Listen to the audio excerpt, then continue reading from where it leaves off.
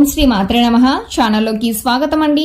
మార్గశిర పౌర్ణమి తర్వాత వచ్చే బుధవారం రోజు ధనుస్సు రాశి వారు ఈ పరిహారం చేయటం వలన అదృష్టాన్ని పొందుతారు. వీరి సమస్యలన్నీ తొలగిపోతాయి. లక్ష్మీనారాయణుల అనుగ్రహంతో అఖండ రాజయోగాన్ని పొందబోతున్నారు. ఇక వీరి జీవితంలో తిరిగే ఉండదు. అయితే మార్గశిర పౌర్ణమి తర్వాత వచ్చే బుధవారం రోజు వీరు ఎటువంటి పరిహారాన్ని పాటించడం వలన సమస్యలన్నీ తొలగిపోతాయి, వీరు ఏ ఆకుపై దీపాన్ని వెలిగించాలి, వీరు ఈ పరిహారం చేసేటప్పుడు పాటించవలసిన నియమాలు ఏమిటి అనే విషయాలను ఈ వీడియోలో వివరంగా తెలుసుకుందాం. కానీ అంతకంటే ముందుగా మీరు కనుక మన ఛానల్ సబ్స్క్రైబ్ చేసుకోకపోయినట్లయితే సబ్స్క్రైబ్ చేసుకుని పక్కన ఉన్న బెల్ ఐకాన్ నొక్కి ఆల్ సెలెక్ట్ చేసుకుంటే మేము ఇలాంటి వీడియోస్ అప్లోడ్ చేయగానే ముందుగా మీకు నోటిఫికేషన్ వస్తుంది. హిందూ సనాతన ధర్మంలో మార్గశిర మాసం ఎంతో ప్రాముఖ్యతను కలిగి ఉంటుంది. హేమంత ఋతువులోని మొదటి మాసం మార్గశిరం. ఈ మాసం గురించి శ్రీకృష్ణ పరమాత్ముడు మాసాన మార్గశీర్షాహం అన్నారు. అంటే మాసాలలో మార్గశిర మాసాన్ని నేనే అని స్వయంగా చెప్పారు. ఈ మాసంలో చేసే పూజ, హోమం, అభిషేకం ఇలా ఏ దైవ కార్యమైనా దానిని స్వయంగా తానే స్వీకరిస్తానని ప్రకటించారు. శుద్ధ పాడ్యమి నుండి ఈ మాసమంతా శ్రీ మహావిష్ణువుని పూజిస్తారు. ప్రాతకాలం ఆచరించే స్నానాన్ని మాఘ స్నానాలు అంటారు. శ్రీ మహావిష్ణువుకు ప్రీతికరమైన ఈ మాసంలో విష్ణు సహస్రనామ పఠనం అనంతకోటి పుణ్య ఫలితాలను అందిస్తుంది. గురువారం చేసే పూజలు అత్యంత విశిష్టమైనవిగా పురాణాలు పేర్కొన్నాయి. జ్యోతిష్యాన్ని అనుసరించి ఈ నెలను సౌరమానం ప్రకారం ధనుర్మాసమని, చంద్రమాన ప్రకారం మార్గశిర మాసమని అంటారు. ఆధ్యాత్మికంగా కూడా ప్రసిద్ధిగాంచింది. ఆధ్యాత్మికంగా ప్రసిద్ధమైన ఈ మాసంలో ప్రకృతి సౌందర్యాన్ని, శాంతిని సంతరించుకుంటుంది. మార్గశిర మాసాన్నే మార్గశీర్షమని కూడా అంటారు. శీర్షం అంటే అగ్రభాగమని అర్థం. మాసాలన్నింటిలోనూ అగ్రగణ్యమైనది కాబట్టే దీనికి ఈ పేరు వచ్చింది. అంతేకాదు మార్గశీర్షం ఒక విలక్షణమైన మాసం. అంటే మార్గాలలో శ్రేష్టమైనది. అది ఏ మార్గం అంటే భగవంతుని అనుగ్రహాన్ని పొందే భక్తి మార్గం. శ్రీ మహావిష్ణువుకు ఎంతో ప్రీతికరమైన మాసం మార్గశిరం. ఇదే విషయాన్ని గీతలో శ్రీకృష్ణుడు అర్జునుడికి చెప్పినట్లు పండితులు చెబుతున్నారు. మార్గశిర మాసం అనేక పర్వదినాల సమాహారంగా చెబుతారు. విష్ణువుకు ఎంతో ఇష్టమైన ఈ మాసంలో లక్ష్మీ పూజలు, ఉపవాస దీక్షలు సకల శుభాలను కలుగజేస్తాయని చెబుతారు. మార్గశీర్షం అంటే మార్గాలలో శ్రేష్టమైనదని, ఉపయోగకరమైనదని అర్థం. మార్గశిర మాసంలోనే కార్తికేయుడు, కాలభైరవుడు, దత్తాత్రేయుడితో పాటు భగవద్గీత అవతరించిన మాసం కూడా ఇదే కావటం విశేషంగా చెబుతారు. ఈ నెలలో లక్ష్మీనారాయణ్ణి తులసిమాలతో పూజిస్తే విశేషమైన ఫలితాలు ఉంటాయని చెబుతారు. ఈ మాసంలో వచ్చే గురువారాలలో మహాలక్ష్మిని పూజిస్తే ఆయురారోగ్యాలు, సిరి సంపదలు వృద్ధి చెందుతాయని చెబుతారు. ఆధ్యాత్మికంగా మానసిక శక్తిని ఇచ్చే ఈ మాసం చాలా శుభప్రదమైనదని చెప్పవచ్చు. ఇక ఈ మాసంలో విశేష పర్వదినాల విషయానికి వస్తే మార్గశిర శుద్ధ తదియ నాడు ఉమామహేశ్వర వ్రతం చేసే ఆచారం అనాదిగా ఉంది. మార్గశిర పౌర్ణమిని శ్రీ దత్త జయంతిగా జరుపుకుంటారు. దీనినే కోరల పౌర్ణిమ అని కూడా అంటారు. ఇలా అనేక విశేషమైన పర్వదినాలు ఉండే మార్గశిర మాసంలో ఆధ్యాత్మికత వెల్లివిరుస్తుంది. అయితే ఇంతటి విశిష్టత కలిగిన మార్గశిర పౌర్ణమి తర్వాత వచ్చే బుధవారం రోజు ఈ రాశివారు ఈ పరిహారం చేసినట్లయితే అదృష్ట యోగాన్ని పొందుతారు. లక్ష్మీ నారాయణుల అనుగ్రహంతో విశేషమైన శుభ ఫలితాలను పొందుతారు. అయితే ఈ మాసంలో ఈ రాశివారు చేయవలసిన పరిహారం ఏమిటి అనే విషయాన్ని గురించి చూసుకున్నట్లయితే భగవంతుణ్ణి ఆరాధించడంలో దీపారాధనకు ఎంతో ప్రాధాన్యత ఉంది. ప్రతిరోజు ఇంట్లో దీపారాధన చేయటం వలన మానసిక ప్రశాంతత చేకూరుతుంది. ఇంట్లో ఎటువంటి శుభకార్యం ప్రారంభించినా ముందుగా దీపాన్ని వెలిగిస్తారు. దీపం అంటే వెలుగు అని అర్థం. మన జీవితంలో వెలుగును తీసుకువచ్చేది దీపమని నమ్ముతారు.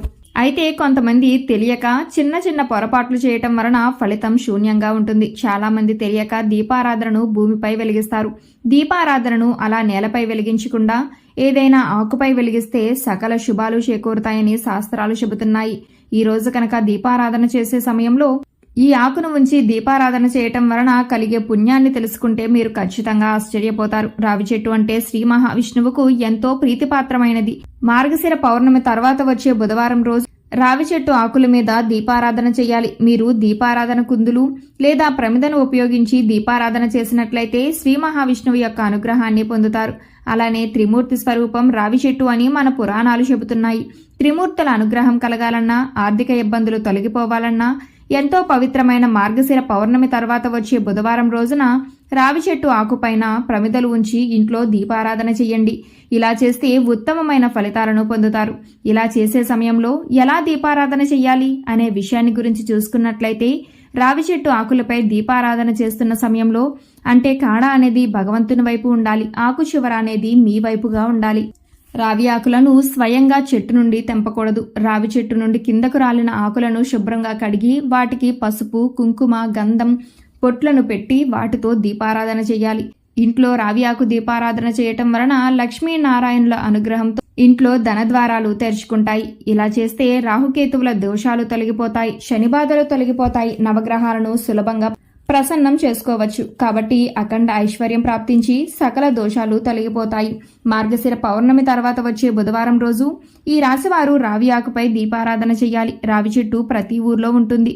వృక్షాలు అన్నింటిలోనూ రావి చెట్టు పవిత్రమైనదిగా శ్రీమద్ భాగవతంలో సాక్షాత్తు శ్రీకృష్ణ పరమాత్ముడే చెప్పారు. పవిత్రమైన రావి చెట్టు కింద పరమభక్తులైన హిందువులు తమ ప్రాణాలను సైతం సంతోషంగా విడవటానికి ఇష్టపడతారు. ఎందుకంటే రావి చెట్టు విష్ణు నివాసంగా పురాణాలు చెబుతున్నాయి. ఎవరైతే రావి చెట్టు మొదట్లో నీరు పోసి చెట్టుకు ప్రదక్షిణం చేసి నమస్కరిస్తారో వారికి భగవంతుణ్ణి సేవించిన పుణ్యం లభిస్తుంది, ఆయుష్ పెరుగుతుంది, పాపాలన్నీ తొలగిపోతాయి, మోక్షం కలుగుతుంది. రావి చెట్లు ఏ ఊర్లో అయితే అధికంగా ఉంటాయో ఆ ఊర్లో అందరూ ఆరోగ్యంగా జీవిస్తారు. ఎందుకంటే రావి చెట్టు నుండి ప్రాణవాయువు అధికంగా లభిస్తుంది.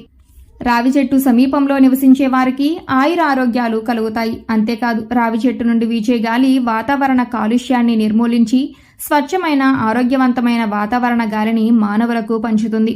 కుటుంబంలో ఆపదలు వచ్చినా, ఆర్థికపరమైన ఒడిదుడుకులు వచ్చినా వాటిని తొలగించుకోవాలంటే రావి చెట్టు ఆకులతో ఈ చిన్న పరిహారం చేయండి. ఇంట్లో సకల సంతోషాలు నిండుతాయి. ఇంట్లో ధనానికి ఎటువంటి లోటు ఉండదు. దానికోసం రావి చెట్టు ఆకులను సేకరించి వాటిని తోరణంగా చేసి ఇంటి ప్రధాన ద్వారానికి తోరణంలా కట్టాలి. అవి ఎండిపోయిన తర్వాత వాటిని తీసివేసి మరలా రావి చెట్టు ఆకులను తీసుకువచ్చి తోరణంగా కట్టాలి. ఈ విధంగా చేయటం వలన క్రమక్రమంగా ఇంట్లో ఉన్న సమస్యలన్నీ తొలగిపోతాయి. పురాణాల ప్రకారం రావి చెట్టును అశ్వత్థ వృక్షమని చెబుతారు. శనివారం రోజు రావి చెట్టులో లక్ష్మీదేవి ఉంటుందని నమ్మకం. సంతానం లేని వారు శనివారం రోజు రావి చెట్టును పూజించి రావి చెట్టుకు నీరు పోసి ప్రదక్షిణ చేసి చెట్టుకు ఆడవారి పొట్ట తగిలేలా హత్తుకుని మనసులో కోరిక చెప్పినట్లయితే తప్పకుండా సంతానం కలుగుతుంది. ఇటువంటి పరిహారాలను మన పూర్వీకులు పాటించి ఎన్నో ఉత్తమ ఫలితాలను పొందారు. రావి చెట్టు నీడలో పరమశివుని నిర్యాణం తర్వాత కలియుగం మొదలైందని లెక్క. ఈ విధంగా నేడు మనం జీవిస్తున్న ఈ కలియుగానికి ప్రథమ సాక్షి రావి చెట్టు. అందుకే ఆ చెట్టుకు అంత గౌరవం. మాసాలన్నింటిలోకెల్లా విశేషమైన ఈ మార్గశిర మాసంలో భక్తులందరూ మార్గశిర పౌర్ణమి తర్వాత వచ్చే బుధవారం రోజు ఈ పరిహారాలను చేసి అదృష్టాన్ని పొందండి. లక్ష్మీనారాయణుల అనుగ్రహంతో జీవితంలో ఉన్న సమస్యలన్నీ తొలగిపోతాయి, సకల కోరికలు సిద్ధిస్తాయి. సో చూశారు కదండి, మార్గశిర పౌర్ణమి తర్వాత వచ్చే బుధవారం రోజు ఈ రాశివారు ఎటువంటి పరిహారాన్ని పాటించడం వలన సమస్యలన్నీ తొలగిపోతాయి, వీరు ఏ ఆకుపై దీపాన్ని వెలిగించాలి, వీరు ఈ పరిహారం చేసేటప్పుడు పాటించవలసిన నియమాలు ఏమిటి అనే విషయాలను ఈ వీడియోలో వివరంగా తెలుసుకున్నాం కదా. ఈ వీడియో మీకు నచ్చినట్లయితే లైక్ చేయండి. మీ ఫ్రెండ్స్ అండ్ ఫ్యామిలీ మెంబర్స్లో ఎవరైనా ధనుస్సు రాశి వారు ఉన్నట్లయితే వారితో ఈ వీడియోని షేర్ చేసుకోవడం మాత్రం మర్చిపోకండి. ఇప్పటి వరకు మీరు కనుక మన ఛానల్ సబ్స్క్రైబ్ చేసుకోకపోయినట్లయితే సబ్స్క్రైబ్ చేసుకుని పక్కన ఉన్న బెల్ ఐకాన్ నొక్కి ఆల్ సెలెక్ట్ చేసుకుంటే మేము ఇలాంటి వీడియోస్ అప్లోడ్ చేయగానే ముందుగా మీకు నోటిఫికేషన్ వస్తుంది. మరో చక్కటి వీడియోతో మళ్ళీ కలుసుకుందామండి.